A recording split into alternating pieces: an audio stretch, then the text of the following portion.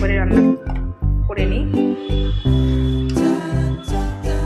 সবাই তো আমরা কাতলা মাছের ঝোল বিভিন্ন রেসিপি খাই, একবার ঝিঙে দিয়ে আলু দিয়ে ঝোল বানিয়ে খেয়ে দেখো তোমরা, এটা নিশ্চয়ই ভালো লাগবে তোমাদের।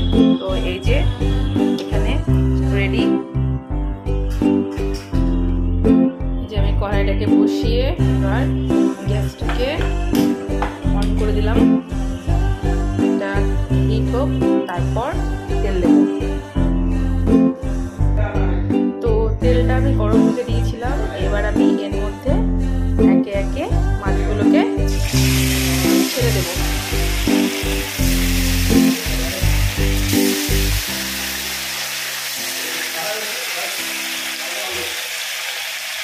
তো এবার আমি মাছগুলোকে ছেড়ে দিলাম।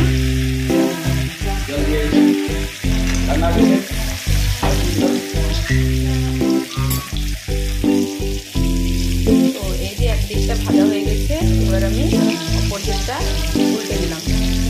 মাছটা ভাজা হোক ততক্ষণ আমি একটা পেঁয়াজ কেটে নিই। তো আমি এখানে একটা মিডিয়াম সাইজের পেঁয়াজকে কেটে নিয়েছি। তো এই যে আমি সব মাছগুলোকে এখানে একে একে ভেজে তুলে রেখেছি। এবার ওই তেলের মধ্যেই আমি এবার এই যে আলুগুলোকে ভেজে নেব।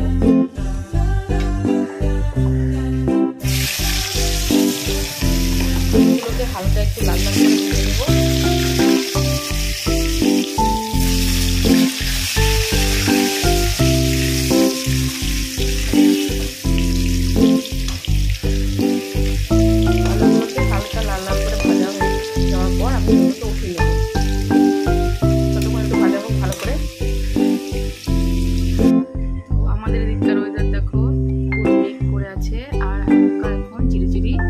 বৃষ্টিও পড়ছে।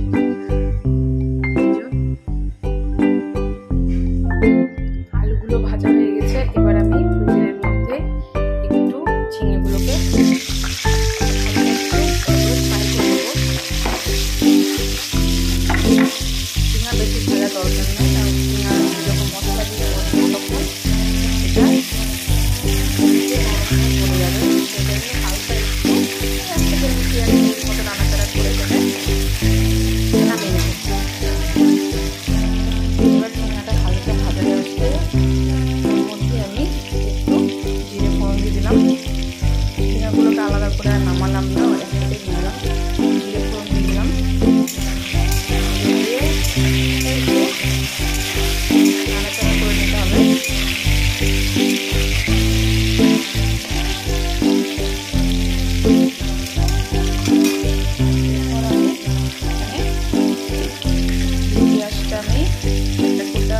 মিডিয়াম সাইজের পেঁয়াজটা আমি কুচি করে রেখেছিলাম, সেটাকে আমি এবার এর মধ্যে দিয়ে দিলাম।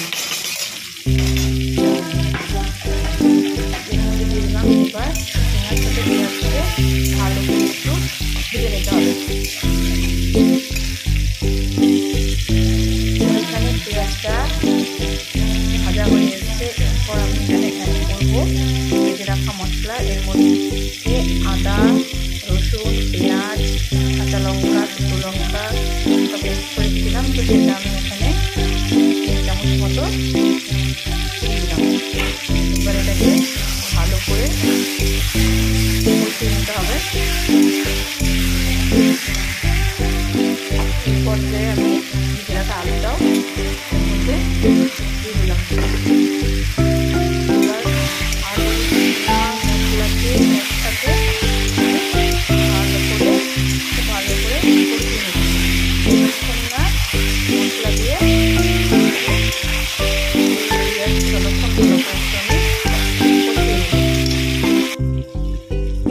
এবার আমি এর মধ্যে অ্যাড করব একে একে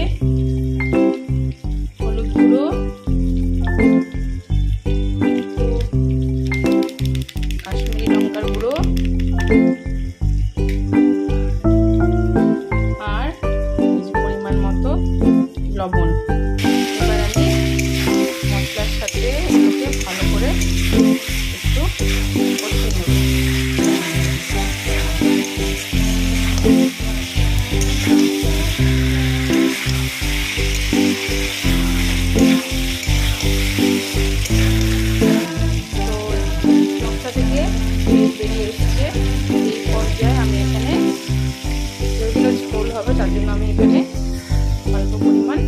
জল মিশিয়ে দিলাম।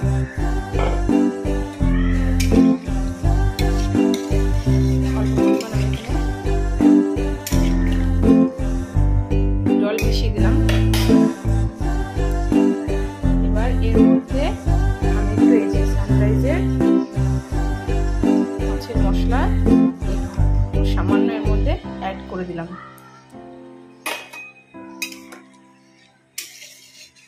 এই পর্যায়ে লবণটা একটু চেক করে নিতে হবে,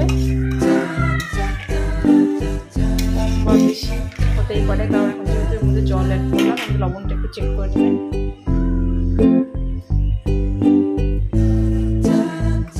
এবার আমি আলুগুলো সেদ্ধ হওয়ার জন্য আমি এটা 10 মিনিট মতো ঢেকে দিলাম। 10 মিনিট পর আসছি। তো 10 মিনিট পর ফিরে এসেছি। তো দেখছি আলুগুলো সিদ্ধ হয়ে গেছে আর ঝোলটা টকটক করে ফুটছে। এবার আমি এর মধ্যে মাছগুলোকে একে একে ছেড়ে দেব।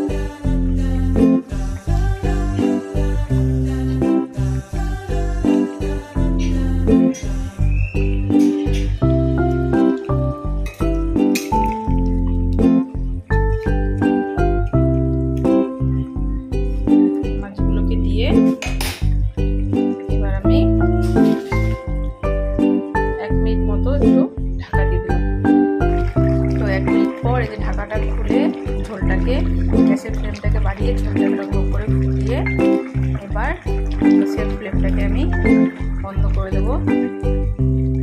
এইবার নামিয়ে নিতে হবে এটাকে।